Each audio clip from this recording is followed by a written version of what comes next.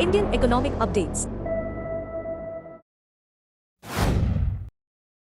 Indian Railways is set to connect Srinagar, the capital of Jammu and Kashmir, to the rest of India with Vande Bharat trains specially designed for sub-zero temperatures. The first direct train to the valley is expected to commence operations this financial year. These trains are equipped with centralized heating, heated plumbing and water tanks, embedded heating elements in the driver's front glass, and advanced safety features. Additionally, air-conditioned coaches will maintain a consistent temperature of 24 degrees Celsius for passenger comfort. The Udhampur-Srinagar-Baramulla rail link will connect Kashmir to the rest of India, bridging the connectivity gap between Jammu and Srinagar. Currently, Indian Railways services extend only to Katra in Jammu. This 37,012 rupees crore project includes the world's highest railway bridge over the Chenab River, which is now complete.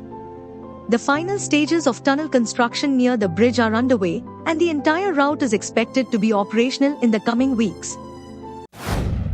The government has launched the PAN 2.0 project, which includes upgrading the existing PAN cards with a QR code.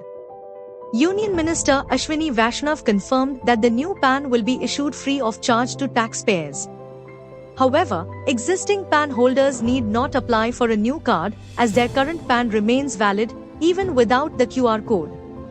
The PAN 2.0 project is an e-governance initiative aimed at re-engineering taxpayer registration services using technology.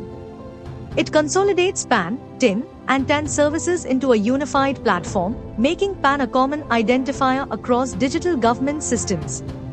The upgrade offers benefits such as improved service delivery, data consistency, eco-friendly processes, and enhanced security. PAN cards without the QR code will remain valid, but taxpayers are encouraged to upgrade for future convenience.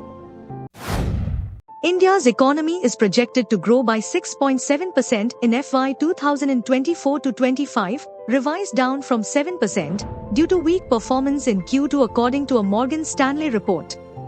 Key indicators for July to September showed slow growth, including a 40-month low in GST collections, a decline in core sector output, and a drop in the manufacturing PMI.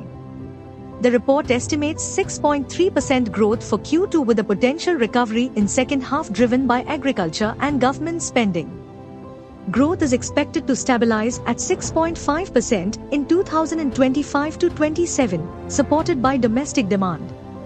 Rural demand will benefit from favorable monsoons, while urban demand is aided by job growth, though inflation risks remain. Average inflation is expected to ease to 4.3% by 2026-27. The Indian government will soon establish a 30,000 crore rupees maritime development fund to support shipbuilding and repair clusters. This initiative complements a 1.5 lakh rupees crore plan to upgrade the ports sector over the next 5 years, focusing on developing 6 deep draft ports to transshipment hubs and green and smart ports. The government is also working on creating hydrogen hub ports and a multi-fuel bunkering ecosystem. Additionally, a financial assistance program for shipbuilding is being extended, and a credit note scheme will incentivize ship owners to scrap old vessels and replace them with new ships built in India.